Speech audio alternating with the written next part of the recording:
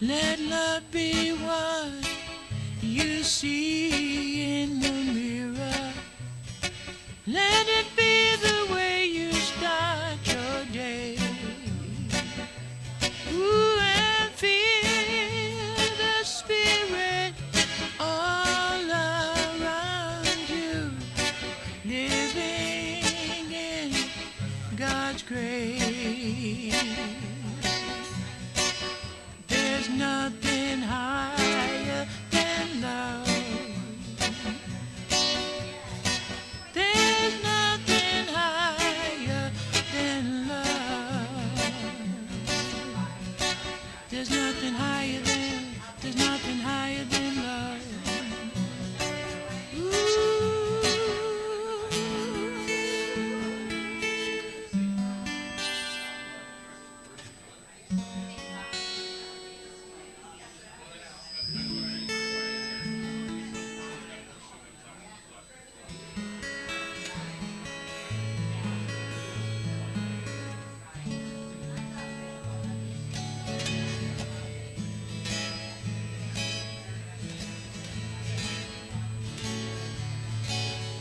There's a light turned on inside me, a feeling so fine.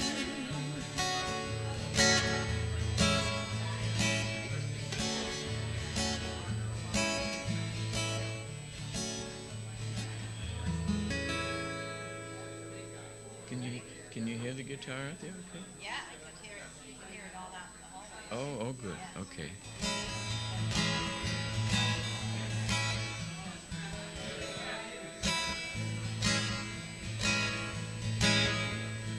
I saw Santa kissing.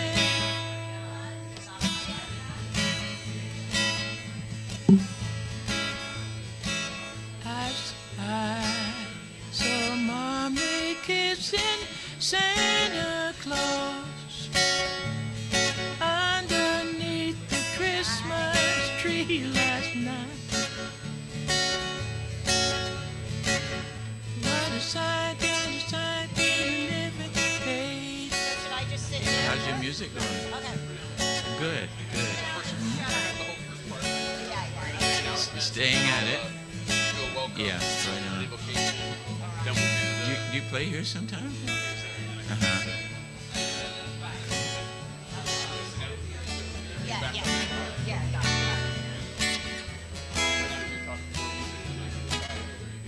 Right. Hey. Here's Robin. Yeah. Forward Robin.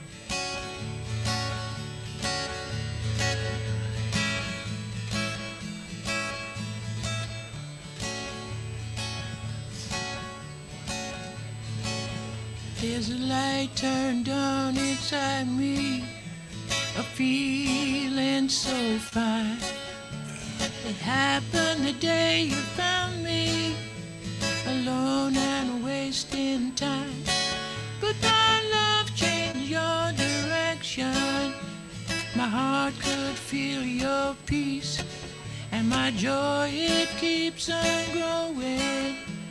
Now that you're guiding me, I can make it from here. I can make it, Lord, from here. 'Cause I feel you deep inside of me, with me all the time, giving guidance and protection, making my life shine. I can make it. Oh, yeah, she was here. I don't see her. I can make it, Lord, from here. You got me standing on my own, feeling so good inside.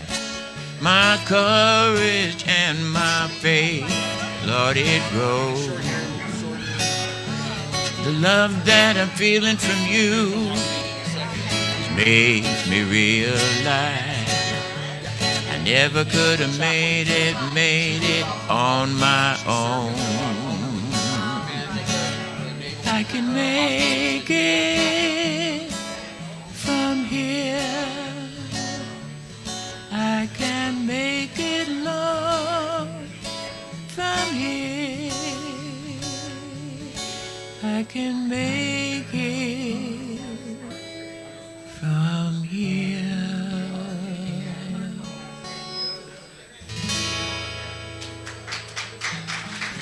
Thank you. Thank you. Thank you very much. Good morning, everyone. Well, how is everybody today? We're getting a couple, not too far from Christmas here, and just. Is mine on? Not hearing you very loud and clear. Is it not working? Maybe. All right. Okay.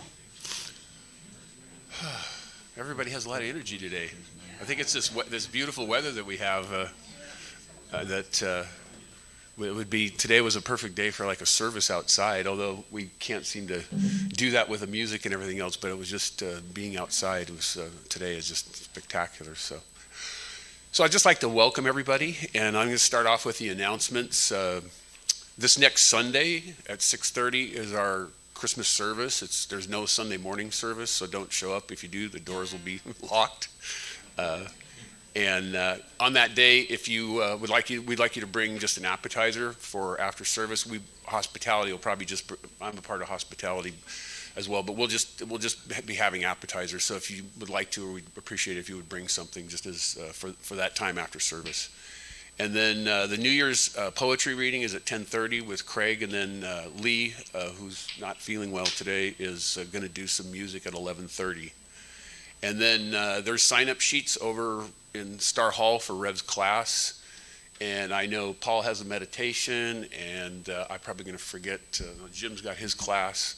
And if there's anybody else that has anything, feel free to. Oh, I think Mike wanted to announce something too, didn't you? Well, we're not going to be here next week because we're going to be up in Santa Barbara with our family. But Your table. yeah, well, and I helped her. Spent all day yesterday baking a fantastic bundt cake and also some brittle, peanut brittle. And then she has a table of. So over the years, she's created a lot of ragdoll, raggy hands, and creating raggy hands. Yeah, and there's a little ribbon there that she created. So anyway, she's selling that and those items, and there will be some of those as well also for the church. Great, thank you. So it's interesting. Our theme for the month is light, love, and the cosmic Christ. And it was very, I always find it fascinating in the process of spiritual growth and where we end up at any given time. And it's a fairly old book here that just showed up in my lap here probably 3 weeks ago. It's called The Road Less Traveled by M. Scott Peck, and many of you may have read it. I think it dates back clear to like 1978 or something. But there's a section in there on love, and it's an interesting book because the way he goes about kind of describing it and everything I found fascinating. And one of the definition that he had, why is there feedback now? Closer? Anyway, he had his definition of love was really spoke to me, and he says that he defines love as the will to extend oneself for the purpose of nurturing one's own or another's spiritual growth. And he goes on to say that that's work. It's something we have to choose.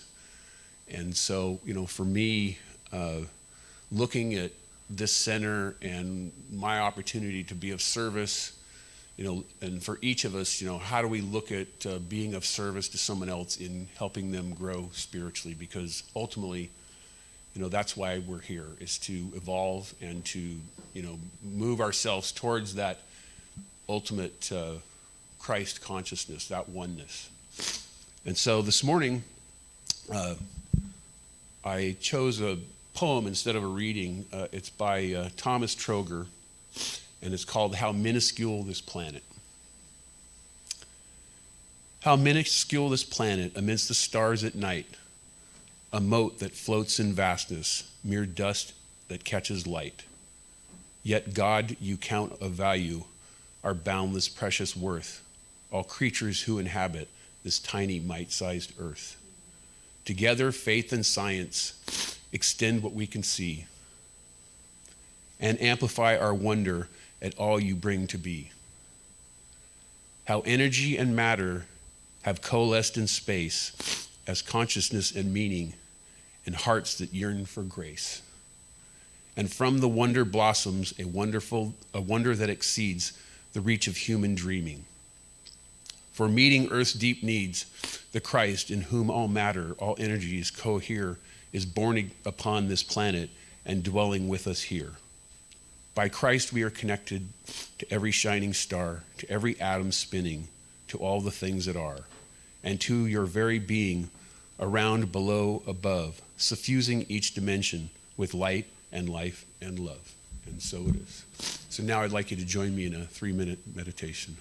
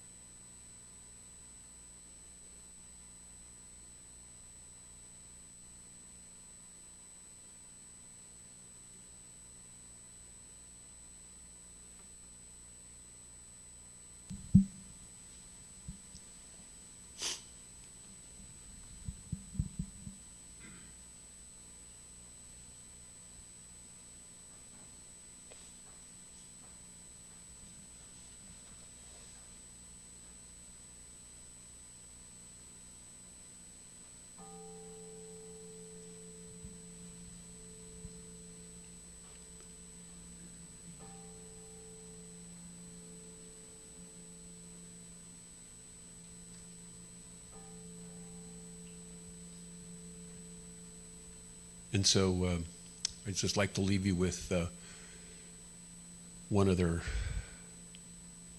thing that Scott Peck says, which is, love, one of the key aspects of love is bringing our attention, full attention to our beloved or to ourselves. And so, in this Christmas season, for me, that's one of the things about joining together with people, because we get to move away from all the things in life that we have to do, and we get to just bring our attention to each other. And so I just invite you to take that with you in the rest of your week. So.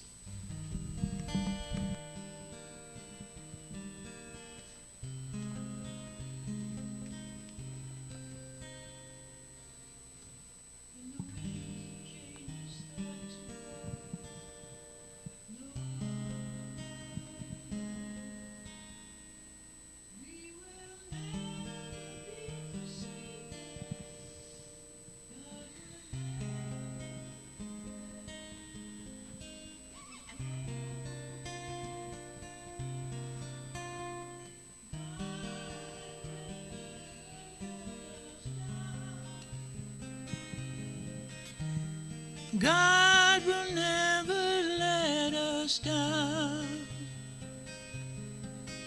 We all must stumble and fall sometimes.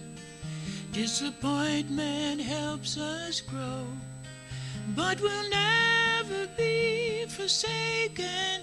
God will never let us go. Ooh, God will never let us down. God will never let us down. Let us down.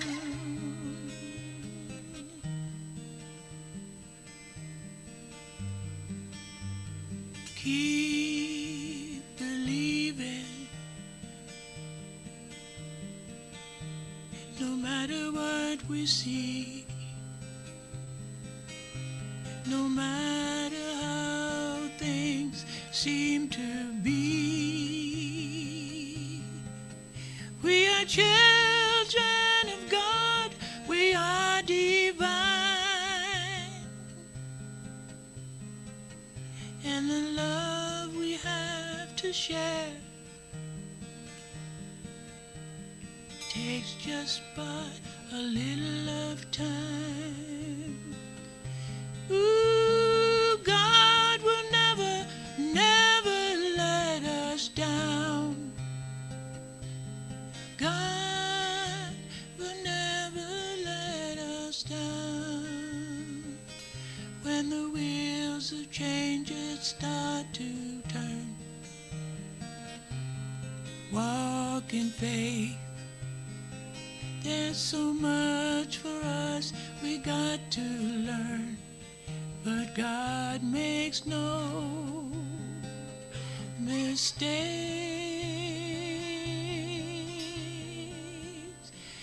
God will never let us down, never let us down.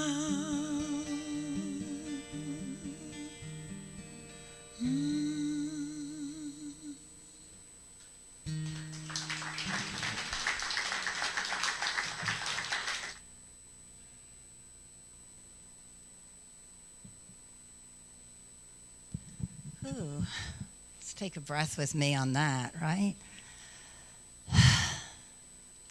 Took us right into our hearts, honey. Thank you.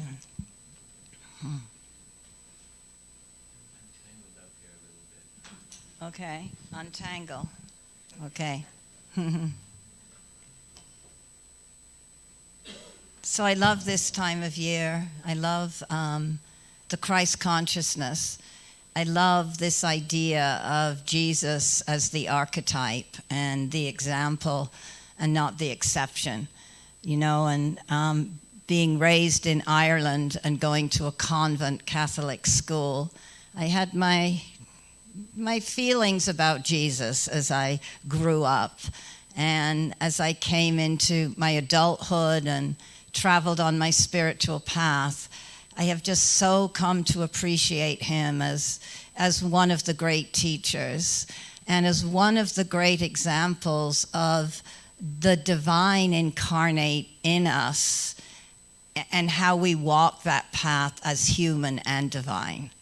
I don't think there's been any other great master, teacher, avatar really who has really depicted in such a clear way how to live his teachings. You know, Jesus said, I am the way, the truth, and the life. I am the way, meaning observe, follow the path. My path is the way.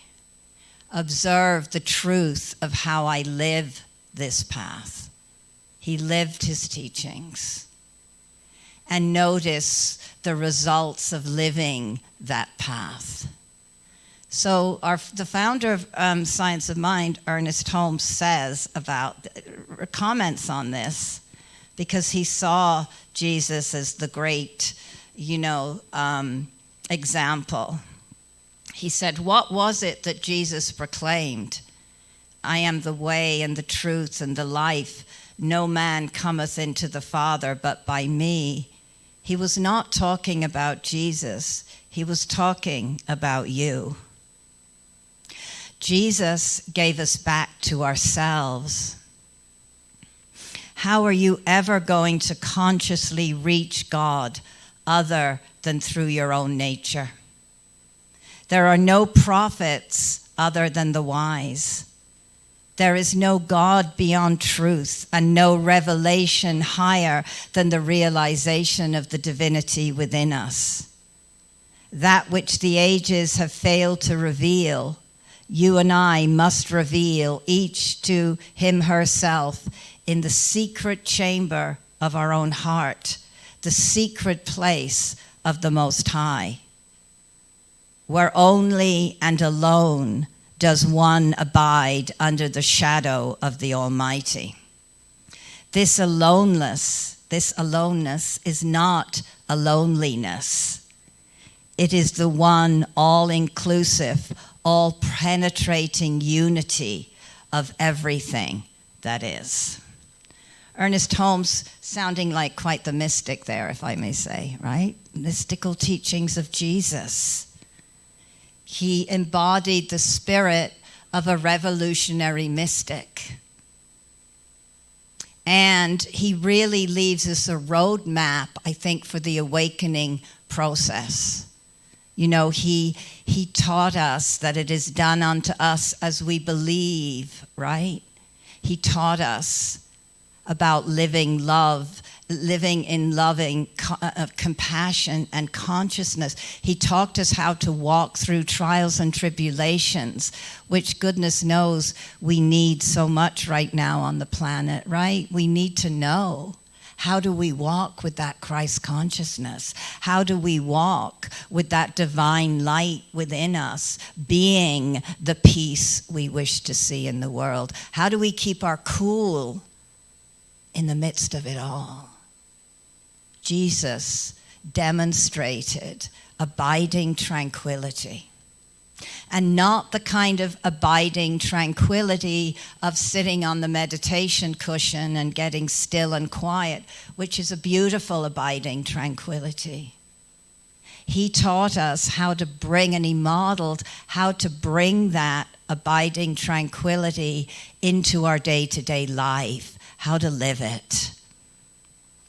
Let's keep breathing. I don't know why I'm feeling very deep in my heart space, right? So he used the language of metaphor. We can't take these teachings too literally. And Jesus' story, we have to absorb it and become it. And that's what I love. It's an archetype. It becomes our own story. When we go beyond the story into the deeper meanings hidden in there, we know that we can walk the path that Jesus walked. He taught us about being a whole, full being. in the Gospel of, I think it's Thomas, he says, when you make the two into one, and when you make the inner as the outer, and the upper as the lower, and when you make male and female into a single one, so that the male shall not be male, and the female shall not be female, then you will enter the kingdom. Then you stand in spiritual sovereignty.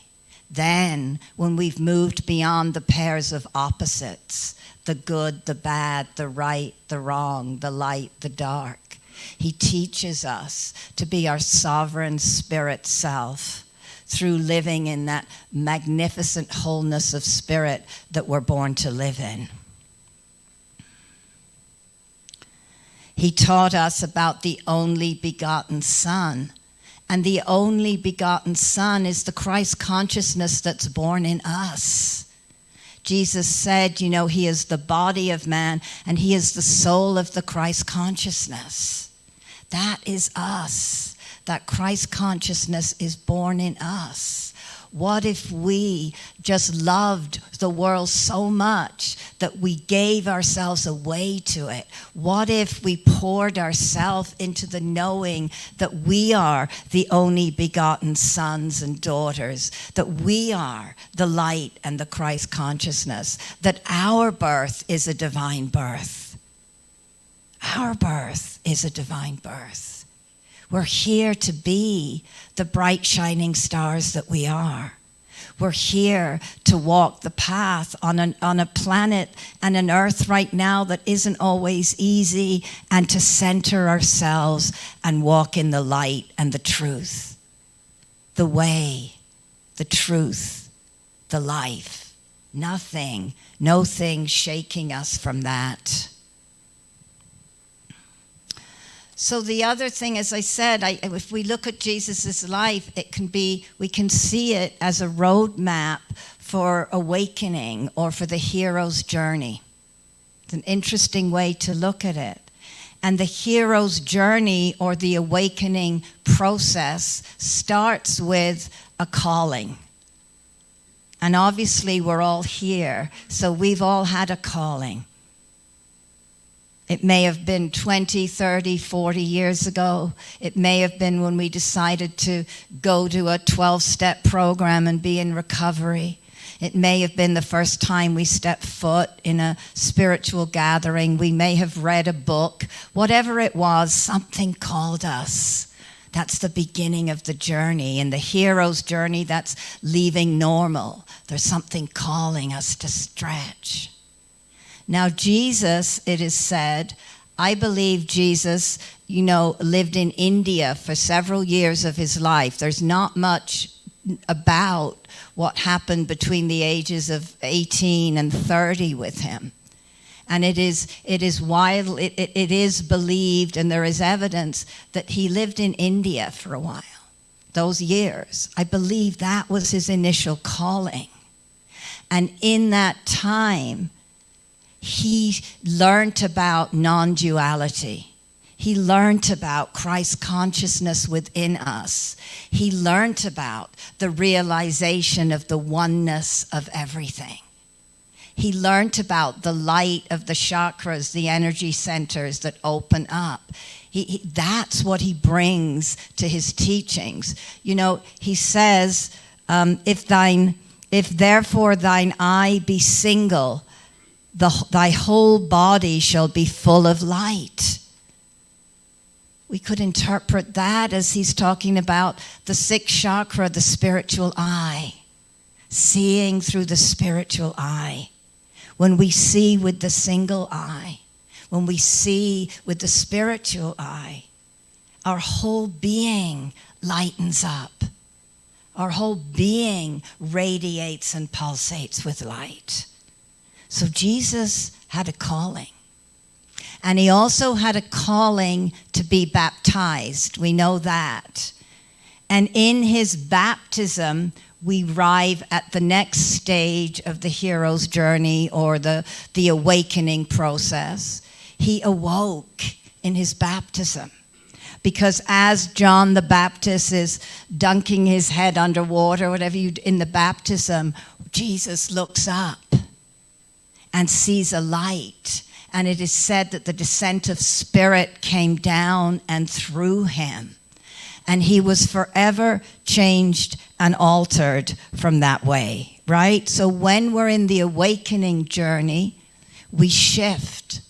We shift from one level of consciousness to the next. We may move from kingdom 1, victim, blame consciousness, right? We may move to kingdom 2, which is I am the creator. We may move to kingdom 3, where it is done through us, but we shift out of the small, limited, separate, contracted, constricted self into the oneness, the unity, the magnificence, the beauty, the joy of spirit that we are. That's what we're all doing here on our journeys, isn't it? We're awakening. We're waking up more and more to the truth of who we are. And this is what happened to Jesus. This was his big awakening in the baptism with John the Baptist. I wanted to read. Reading from this book by Adyashanti, Resurrecting Jesus, and embodying the spirit of a revolutionary mystic. I love that. One second while I find a page. Take a breath. Whenever I need to find a page, it's a good time to breathe. And not only then, but, a conscious breath. Conscious breath. So Jesus comes, this is from Adyashanti. So Jesus comes and is baptized in the water. And at the moment he raises his head, the Spirit descends into him, as the Gospel of Matthew relates it. As soon as Jesus was baptized, he went up out of the water. At that moment, heaven was opened, and he saw the Spirit of God descending like a dove and alighting on him. This descent of the Spirit reorients his whole life, gives his life a new direction. From that instant, Jesus' life will never be what it was before. His life will become what we read about in the story. In just the same way, there are moments when you say yes to the mystery, when you peer into that dark place, when you realize that you are not what you thought you were, not your beliefs, not your ideas, not the constrictive roles that society has placed on you. You are something other than you have been defined as, more other than you can imagine. And this is what the descent of Spirit signifies. It's a way of saying yes to our true nature. So that's the invitation, to say yes to our true nature. And in order to do that, we have to rest in the mystery and in the unknown. Sometimes we are leaving behind an old way of being. Sometimes we suddenly realize perhaps we don't believe what we believed, we feel like we've believed or held on to all our life. Sometimes there's a peeling away. And the miracle of this season of Christmas is the miracle of this transformation that is happening within us right now. Because in order for there to be birth, there has to be contraction. And so there's contraction in our journey of awakening, in our journey of transformation. And we remember that within us is the light, is the love, is the divine power, is everything that we need to carry us through.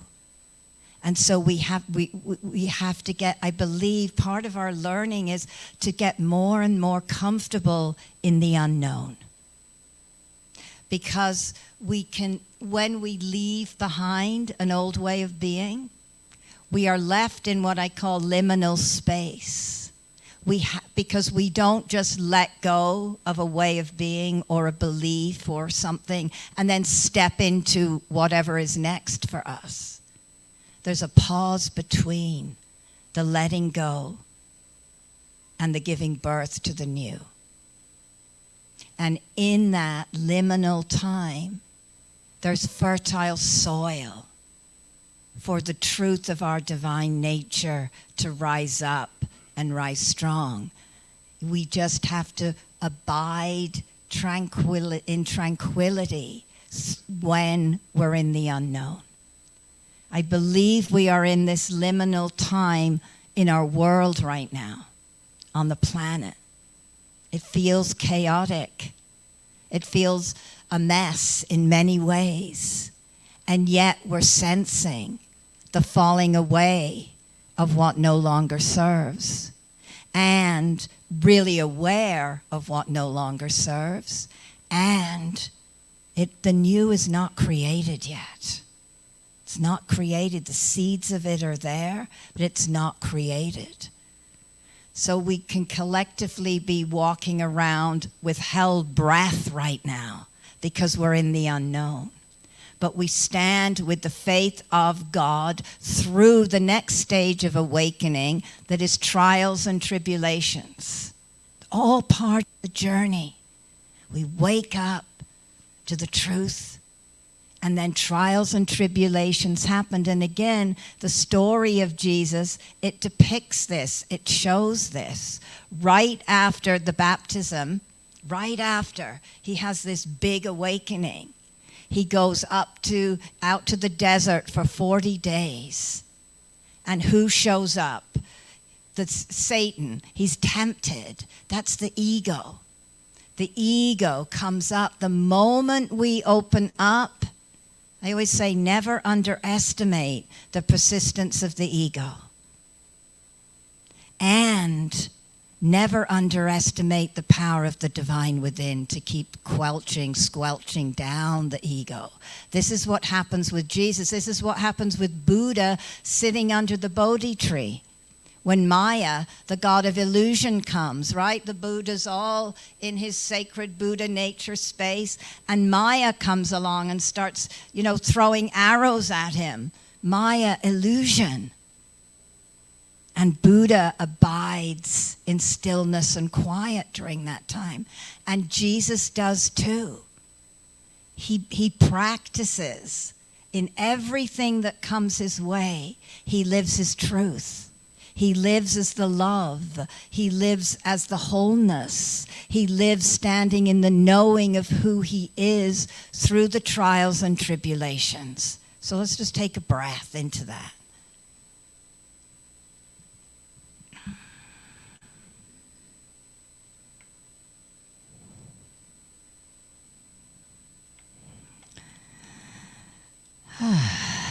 Sorry for...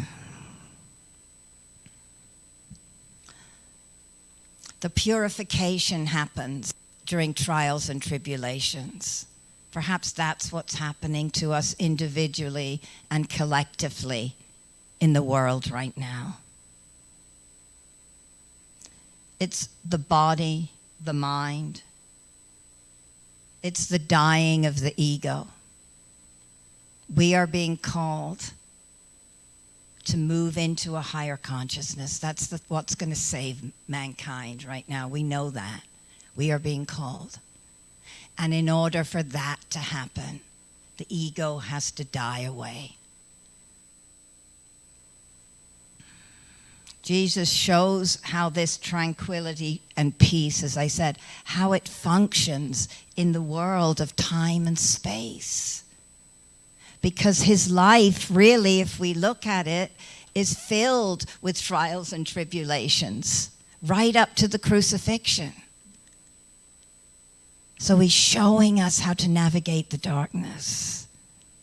He's showing us how to be with the challenges and problems of the world and and he's showing us the very human responses that we might have to that. There's permission to have a human response. And I am the way, I am the truth, I am the light. The I am is that light within us, that energy within us that when centered on, when focused on, I am that I am, it takes us into the kingdom. It connects us spiritually. So Jesus never wavers from that. Stands in it. Okay. And when we meet these trials and tribulations in our life from the place of abiding tranquility, when we stand anchored as our sovereign spiritual selves, when we stand in our divine nature, those trials and tribulations have a way of getting rectified somehow. We know that, right? We know that there's nothing more powerful than going to our spiritual practice when we're all over the place and stuff is up and people aren't doing what we want to do and we're scared about the world, that if we can just hone in and get still and quiet and remember who we are and remember the light within us,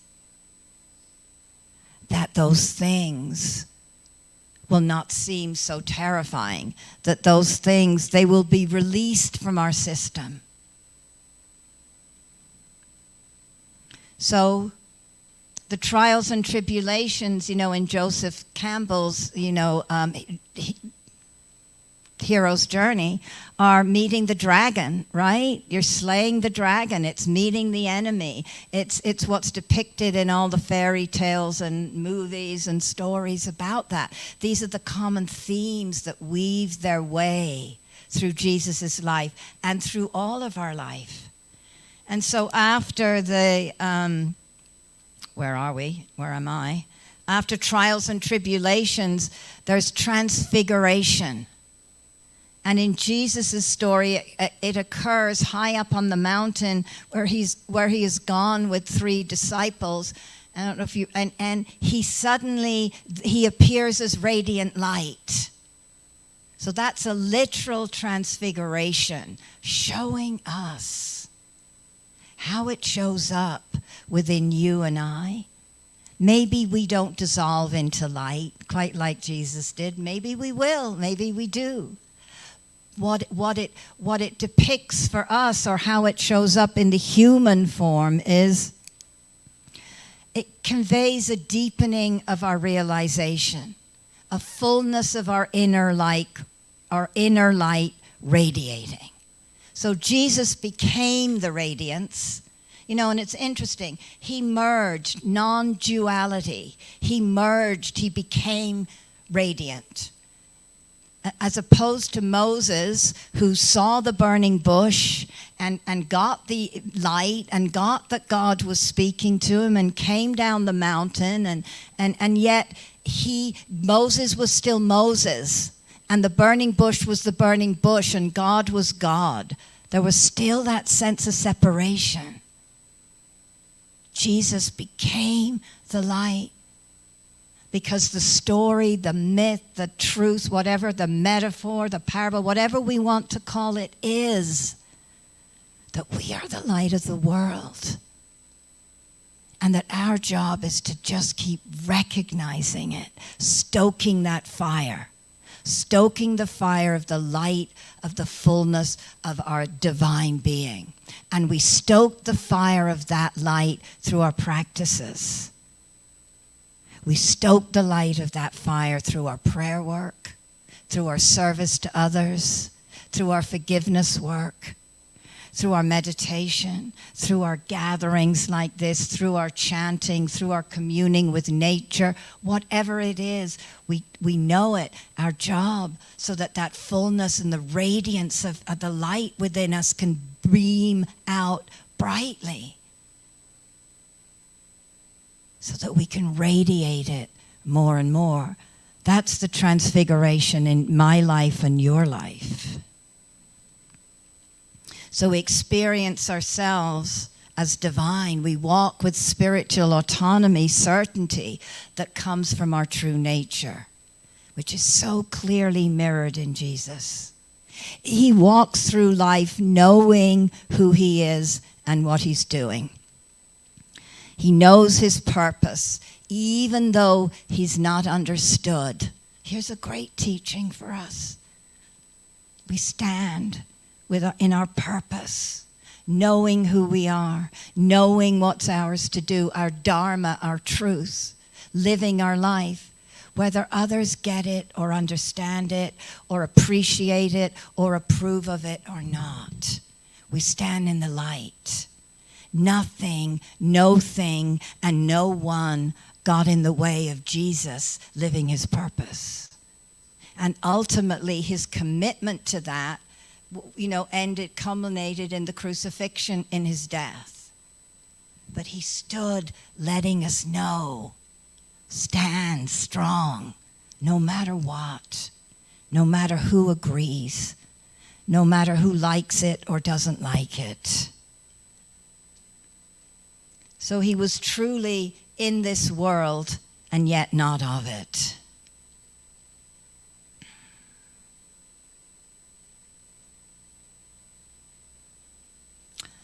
The next stage is relinquishment. And this is symbolized in the Jesus story by the crucifixion. It's the final death of the ego. It's the slaying of the dragon. It's gone. In the awakening stage, there's transcendence of the ego. The ego where most of us are to some degree. The ego isn't running the show anymore, but it still rears its head. I'll speak for me. I'm not in the relinquishment stage. But I could say I'm awakened, I'm aware of ego, and certainly aware when it rears its head, and certainly doing the work to keep it not being in the driver's seat. But in the relinquishment, there's the complete death and falling away. And that is symbolized, as I said, by Jesus on the cross. And the relinquishment stage is really what those spiritual teachers say, that expression, die before you die.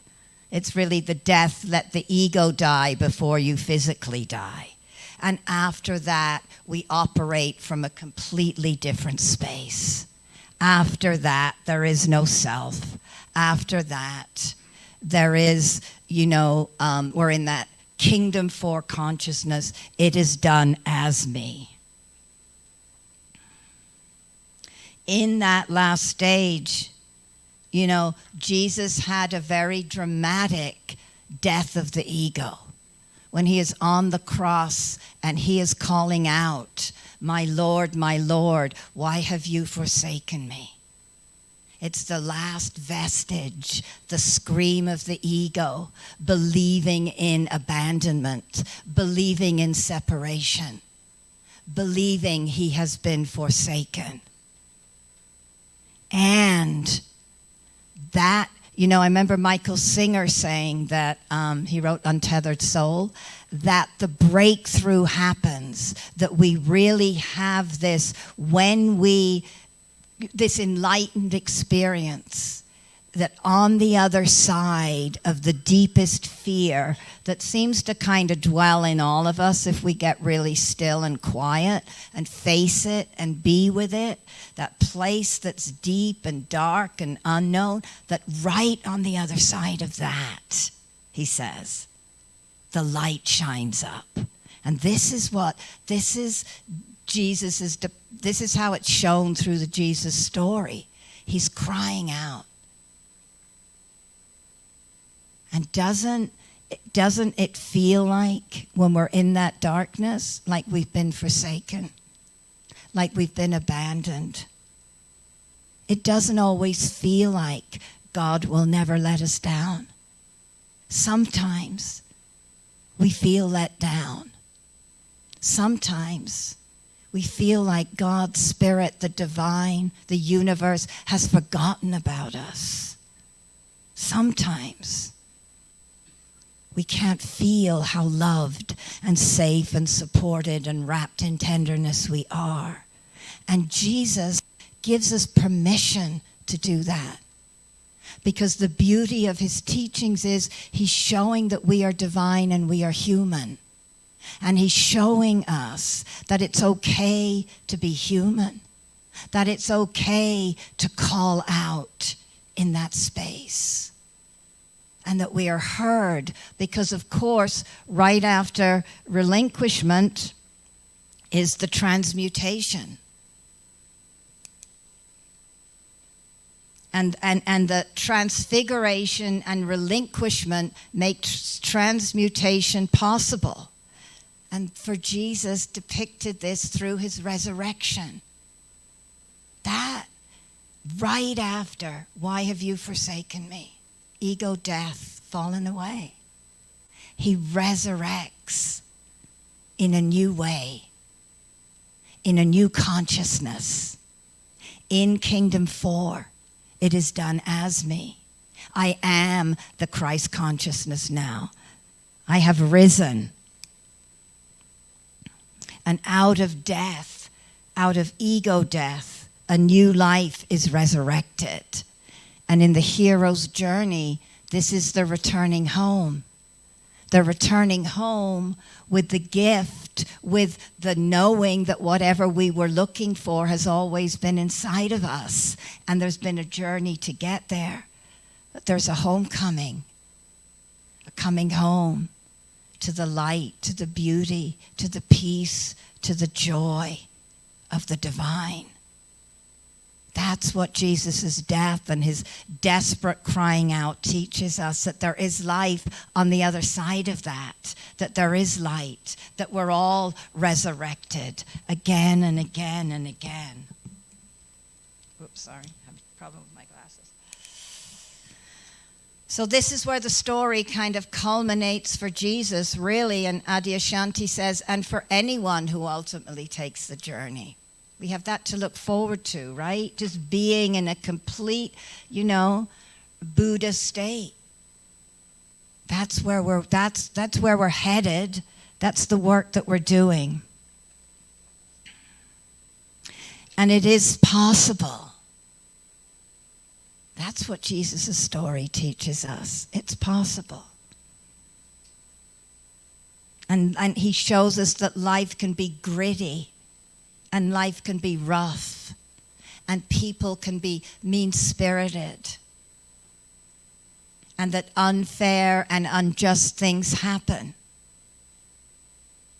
and that it doesn't always work out the way we think or want it to. He teaches us that sometimes it hurts deeply, that sometimes we feel forsaken and forgotten. He experiences that in the Garden of Gethsemane as well. And he teaches us that it's okay. And he teaches us to stand strong in our Christ consciousness, in our divine radiant selves through it all, to practice that abiding tranquility again and again and again. So I just want to read, I'm going to finish up. From Adyashanti.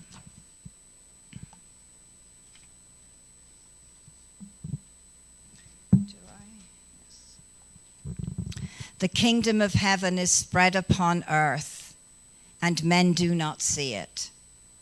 When you see this, you shift from being a victim of your life and assigning blame for the tragedy you encounter. The truth, I would suggest, is that you poured yourself willingly into form out of infinite love in order to redeem the entirety of this life. When seen from this perspective, all of a sudden, life looks very different.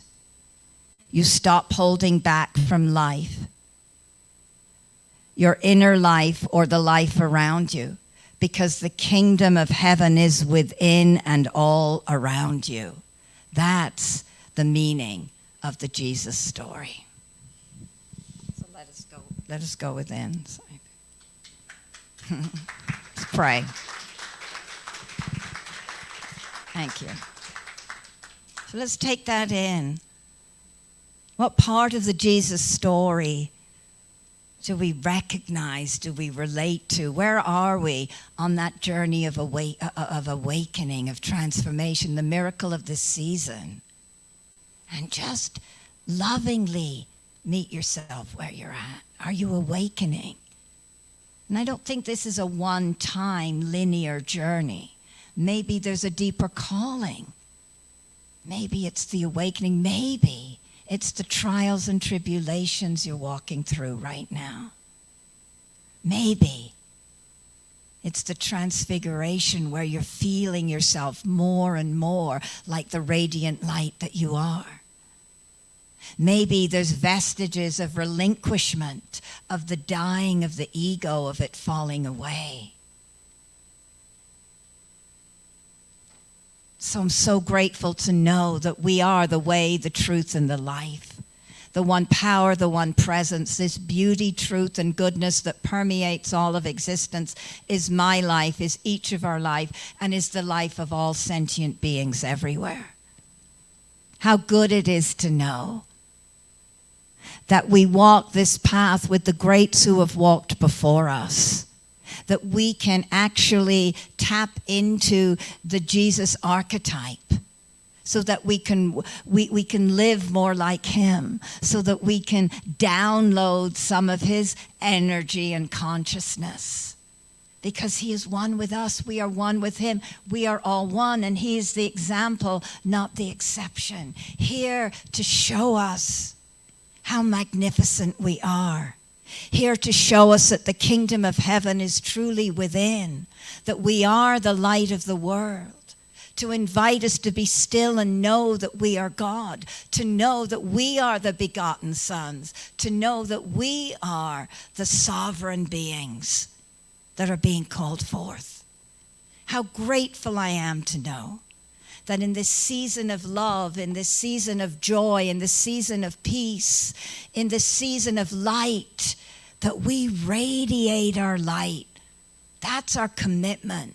That's the greatest present we could ever give, is to be the radiant presence that we're born to be a gift unto the world, to let our eye be single, to let our whole body vibrate and pulsate in the light of our true being. So I'm grateful for the teachings. I'm grateful for the season. I'm grateful that we are the way, the truth, and the life. I'm grateful for it all. And I release my word, setting that law of attraction into motion. As Jesus said, it is done unto us as we believe. And I stand with faith and conviction in the belief of these words I speak, in the teachings of the great ones, in the message of the season. So all is done in the mind of God. And as we keep raising our consciousness, as we keep letting our light shine brighter and brighter and brighter, we align with that highest truth. We align in that place of fully awakened beings.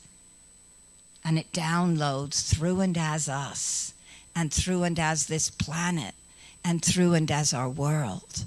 Peace is possible here now. I give thanks for this. I let it rest, I let it be. And so it is.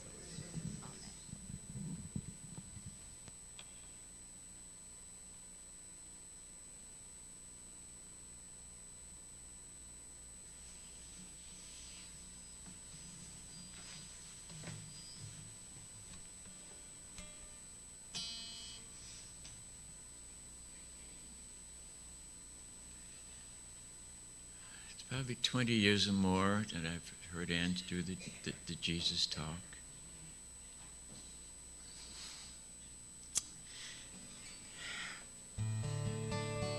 And every year, it's the same thing. It's just beautiful. Something happens, some connection.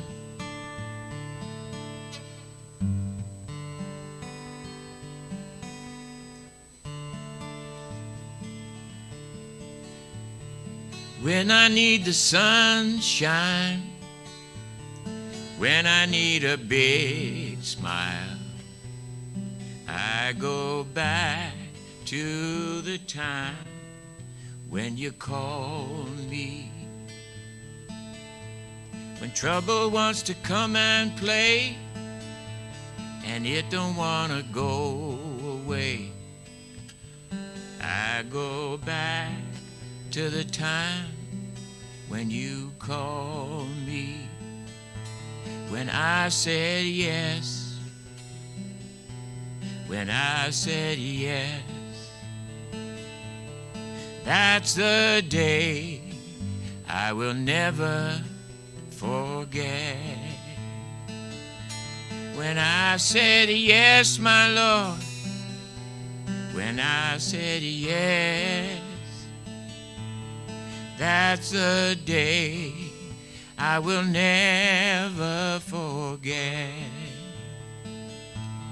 Spirit, I know where you are. You're right here in this heart, with a love that'll never leave, no matter how things seem.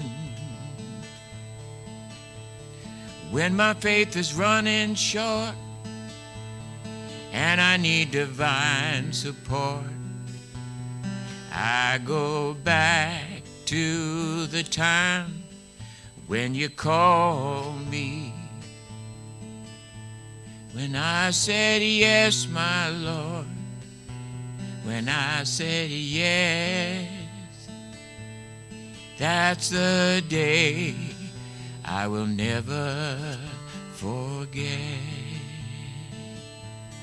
Yes, I know where you are. You're right here in my heart, with a love that'll never, never leave, no matter how things seem. When I said yes, when I said yes, that's the day I will never forget.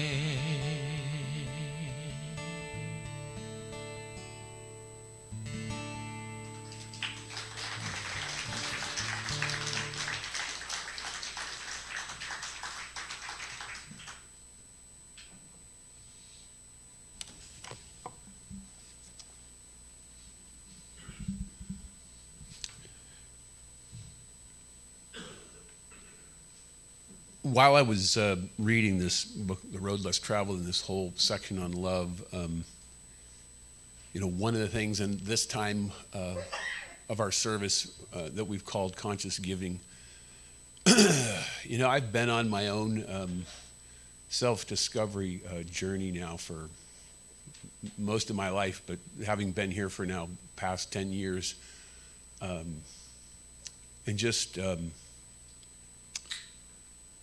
looking at the opportunity to give here, whether it's in service, and now it's in the form of money, but I've always had many things to say about it, but one of the things that really has kind of awakened in reading this in the book for me is that the opportunity to give here in the form of money is really an act of love, an act of self-love, saying yes, having courage to do so,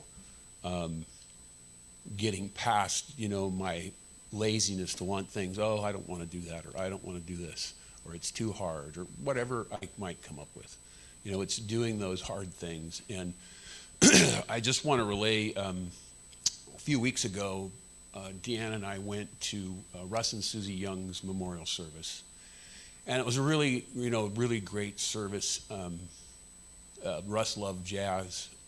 He never played for us, unfortunately. It was really unfortunate. I talked to him a little while before he passed, and he just could never bring himself to do that. But he was a professional musician before he went and gave that up. He loved that, and he gave it up for a family. And so, they worked with us in the kitchen, and I realized when I spoke of them how we kind of fell in love with them, and really being grateful for the fact that never would have happened in my life if this place wasn't here. And so, we all have that opportunity. Who can we fall in love with? How can we bring that love that we have here to this place? So if you choose to give today, just hold that gift to your heart, and it does keep the lights on. It does pay the salaries. But it really is an acknowledgement of love for self, of saying yes to that message today, so well spoken by Reverend Angela, that self-love for ourselves. And as we all know, if we can't love ourselves, we're not going to love anyone else. And so I'm just truly grateful for this service today, and thank you. And so it is. Mike.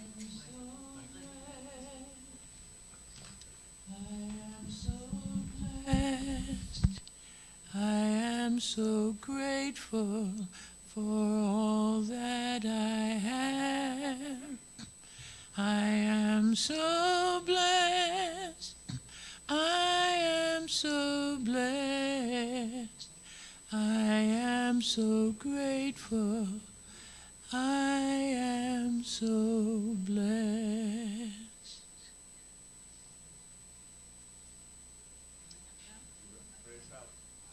Praying us out. I was just thinking this, just to piggyback off what Kirk said, how grateful I am to be here. And Sonny talked about 20 years of me doing Jesus's talks, but really the miracle is that I met Sonny way before he was singing really a lot of spiritual music, and before I was a minister, and he was a lead singer in a reggae band. He had dreadlocks down to here, and we were living that life. Let me just say that. I won't go into too many details, but we were living the life. We weren't doing this life.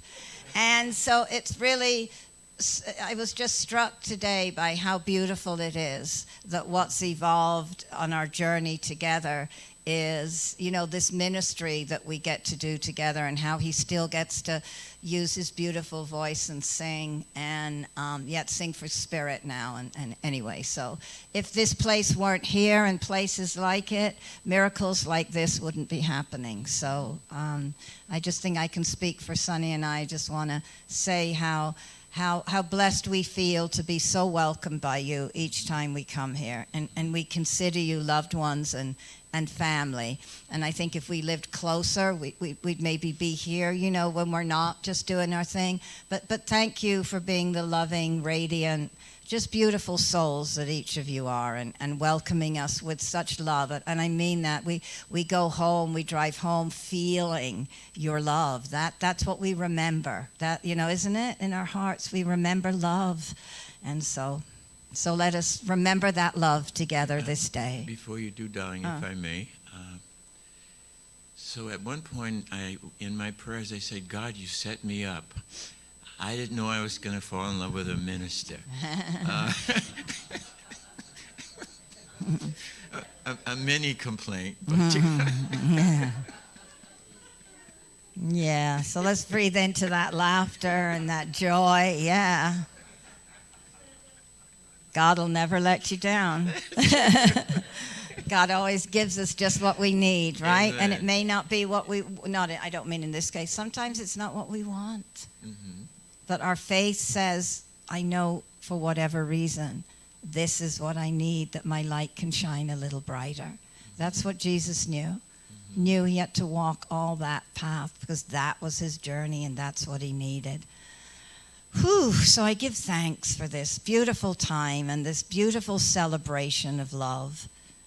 I'm just so grateful for this beautiful community, Hilltop Center for Spiritual Living, for Reverend Guy's vision, for all the practitioners, all the members, all the congregants, for all who have shown up to help with the sound today, with Kirk as the practitioner, with Paul, and all of you who've just held consciousness. We leave lifted. We leave more anchored in the radiant light of the divine that we are. And we go about this holiday season abiding in tranquility to the best of our ability. So thank you, Spirit, for this wonderful, joyous day. And please affirm this with me as we say together, and so it is. Amen. Yeah.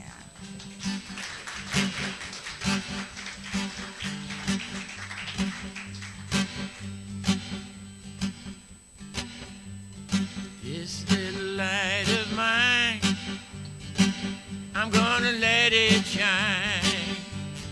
This little light of mine, I'm gonna let it shine. This little light of mine, I'm gonna let it shine. Let it shine, let it shine, let it shine.